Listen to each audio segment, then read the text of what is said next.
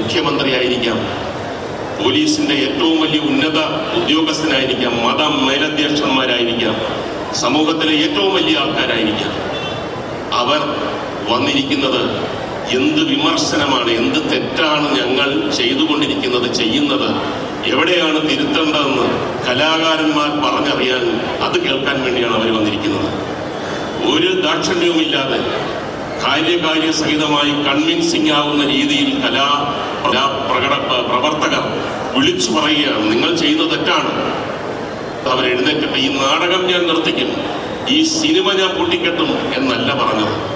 ചിരിച്ചുകൊണ്ട് സഹിഷ്ണുതയോടുകൂടി ആ കലാകാരന്മാർ ചൂണ്ടിക്കാട്ടിയ കാര്യങ്ങൾ അവർ മനസ്സിലാക്കിയിട്ട് ഗ്രീൻ റൂമിൽ വന്ന് പറയും, ശരിയാണ് നിങ്ങൾ പറഞ്ഞത്, നമ്മൾ തിരുത്താം. അങ്ങനെ ഗിവ് ആൻഡ് ടേക്കിന്റെ ഒരു കാലഘട്ടം ഉണ്ടായിരുന്നു. ഇന്നതുണ്ടോ?